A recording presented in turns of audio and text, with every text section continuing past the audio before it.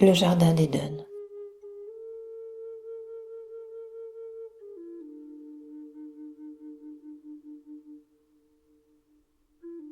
Lors de la création du monde, c'est à l'homme que Dieu confia la garde du maintien de son bon fonctionnement, de l'harmonie des différents règnes déjà présents sur terre, les minéraux, les végétaux et les animaux.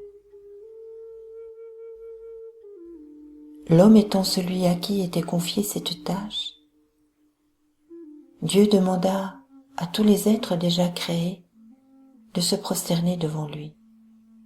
Tous le firent, excepté Iblis ou Lucifer, vexé qu'un être d'argile soit le garant du monde, alors qu'il était lui, un être de feu.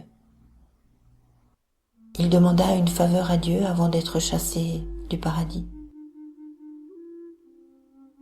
Il lui demanda l'autorisation d'être en charge de distraire l'homme de la voie de Dieu, faveur qui lui fut accordée jusqu'au jour du jugement. Nous connaissons tous l'histoire d'Adam et Ève, qui avaient reçu en héritage le paradis sur terre, la connaissance, le jardin d'Éden. Ils jouissaient de tout ce qui vivait sur terre sans avoir besoin de rien. Ils ne connaissaient ni fatigue, ni faim, ni soif. Tout leur était accordé jusqu'au jour où Satan les interpella. Ce fut la fin du jardin d'Éden. Nous connaissons le jardin d'Éden extérieur par les récits. Mais que savons-nous du jardin d'Éden intérieur? N'est-il pas le même? N'est-il pas dit aussi dans les textes sacrés? Celui qui se connaît son Seigneur. Comme il nous est difficile d'avoir une vision de l'ensemble de la création, d'en comprendre ses mystères, nous avons un univers miniature en nous qui reflète exactement les grands mystères. Si nous y regardons d'un peu plus près, ne pourrions-nous comprendre le mystère du jardin d'Éden en ces termes? Iblis n'est autre que notre ego, chargé de nous maintenir dans un monde d'illusions, de nous distraire, de nous faire manger n'importe quoi, n'importe comment, n'importe quand. Manger non seulement des aliments, mais des croyances, des émotions, des attitudes, des souffrances. Partir à la rencontre de notre Iblis intérieur, de notre Satan, de notre ego, d'apprendre à le connaître, à comprendre sa colère d'avoir été déchu. Ne pourrions-nous pas alors comprendre ce qui nous anime?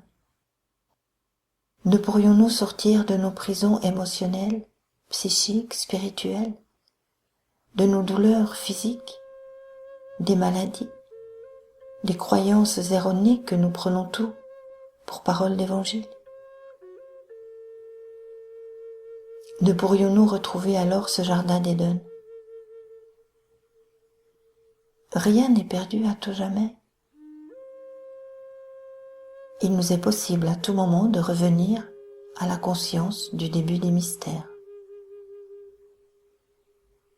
Et cela nous demande un engagement, beaucoup d'investissement personnel, de renoncement personnel,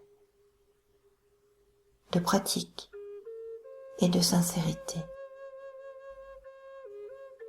Cela demande de renouer avec une force intérieure oubliée depuis bien longtemps, une foi sincère,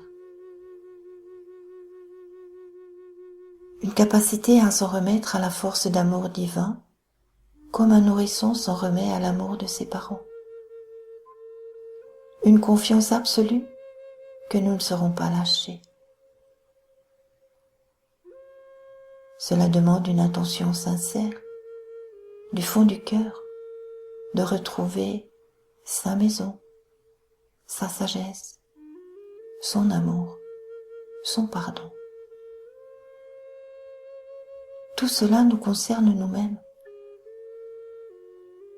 Avant de comprendre son amour, nous devrions pouvoir être conscients que c'est de notre amour qu'il s'agit, de notre capacité à nous aimer nous-mêmes, à aimer les autres créatures telles qu'elles sont, pour ce qu'elles sont, des êtres spirituels qui vivent une expérience terrestre.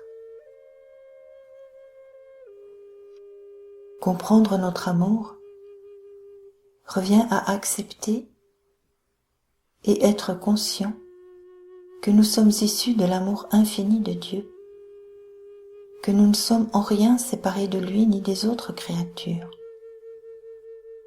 que tous nous procédons de la grande félicité. Retrouver sa maison,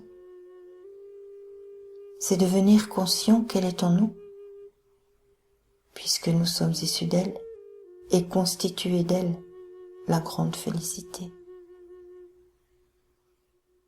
Retrouver sa sagesse revient à renoncer à nos attachements émotionnels, affectifs, psychiques, spirituels, sociaux, pour retrouver la simplicité de la sagesse qui nous anime.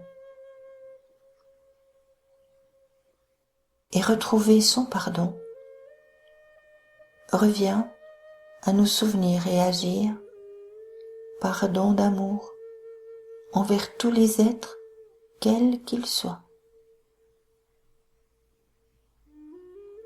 La garde du maintien de l'équilibre et du bon fonctionnement du monde est notre tâche personnelle, individuelle, intérieure.